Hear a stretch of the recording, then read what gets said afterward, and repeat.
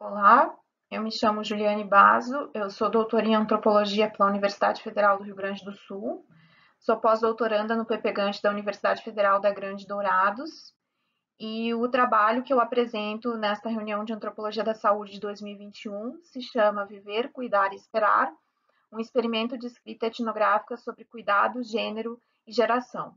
Esse trabalho foi acolhido pelo GT de número 2, concentrado em narrativas sobre práticas de cuidado.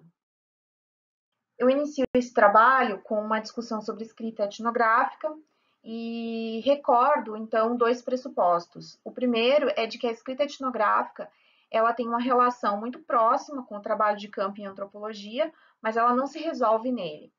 E o segundo é de que a escrita, portanto, não está dada de antemão num projeto, um certo projeto de pesquisa, ou se revela estabilizada no tempo, no interior da disciplina antropológica.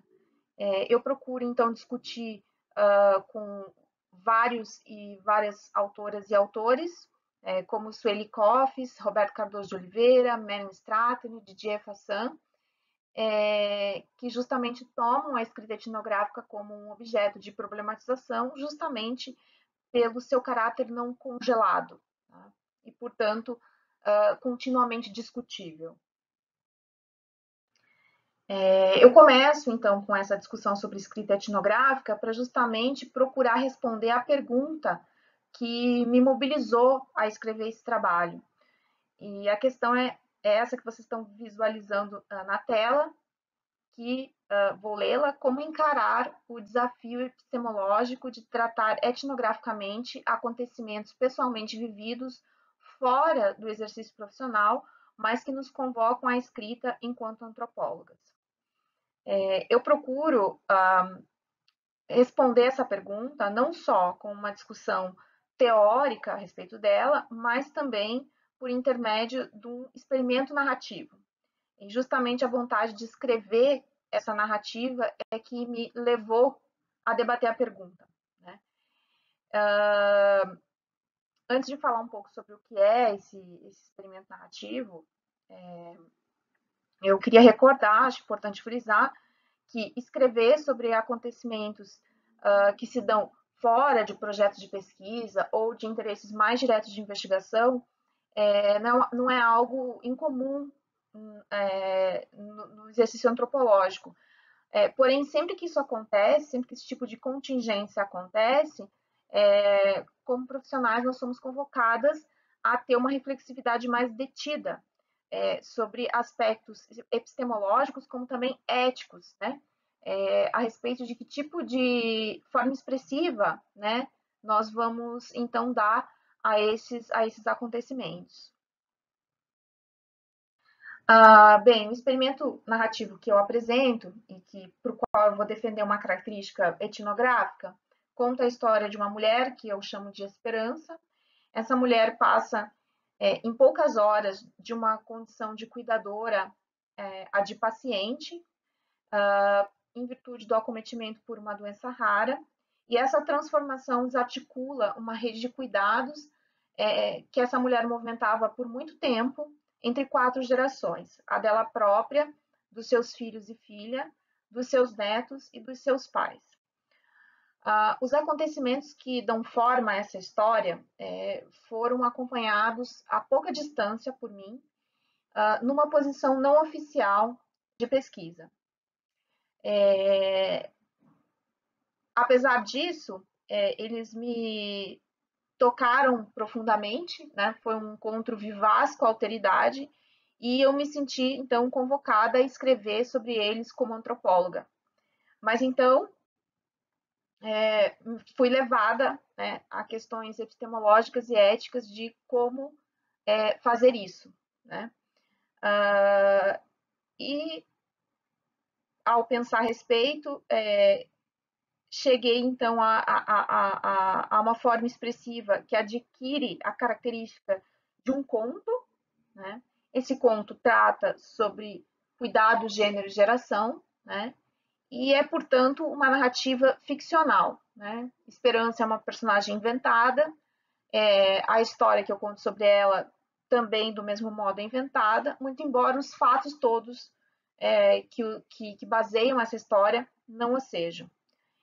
A narrativa ficcional não foi um dentre vários caminhos que se colocaram para mim, para realizar essa escrita, nem tampouco a narrativa ficcional foi um caminho escolhido para fugir de qualquer comprometimento com a produção de um conhecimento legítimo, né, científico. Escrever ficcionalmente foi, na verdade, a única forma que eu encontrei tanto para lidar com questões éticas de exposição, quanto para justamente exercer um compromisso com a produção de algum tipo de conhecimento, ainda que modesto, uma vez que eu queria escrever sobre aquilo que eu tinha observado, mas queria escrever como antropóloga e não como uma literata. Bom, para isso, então, eu me ancorei, teoricamente, né, em 3 frentes principais. A primeira delas é a etnografia flash, que é um modo de escrita experimental, que se centra em relatos condensados, relatos curtos, e que não necessariamente precisam estar englobados por um projeto de pesquisa maior. Também busquei apoio nas discussões que tratam sobre a interface entre antropologia e literatura, das tensões e dos contágios entre as duas áreas, né? E não de uma subordinação da antropologia à literatura ou de uma hibridização, né? No sentido de pensar o instrumental da ficção para fazer ver as realidades que nos instigam como antropólogas. Nessa altura, eu dialogo com a etnoficção do Jean Rouch, que justamente faz esse exercício mais utilizando o cinema, né, em vez da literatura. E, por fim, me ancorei nos debates em torno da autoetnografia, que é uma forma de investigar que não é nova, mas que nos últimos anos tem saído de uma posição mais marginal, que ocupou por muito tempo, nesse modo de pesquisar, né, em que a pesquisadora e a pesquisada coincidem e que o corpo é mobilizado de forma bastante direta, né, a serviço da investigação, o processo de reflexividade ele se adensa e a experimentação narrativa emerge como um caminho para ajudar no estranhamento, né? Então, no meu caso, embora a pesquisada e a pesquisadora não coincidam, como eu contei, eu tinha pouca distância dos acontecimentos que me mobilizaram a escrever e, portanto, eu precisava dessa reflexividade mais aprofundada que a autoetnografia ajuda muito a pensar.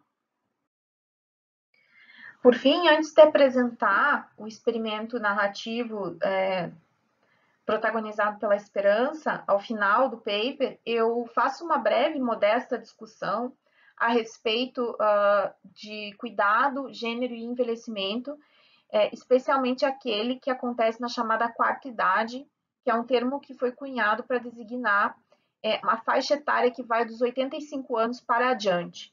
Então, eu traço um breve panorama sobre avanços tecnológicos expressivos em saúde nas últimas décadas, o que repercutiu no aumento da expectativa de vida, obviamente com diferenças entre os países e no interior dos próprios países, de acordo com fatores de desigualdade.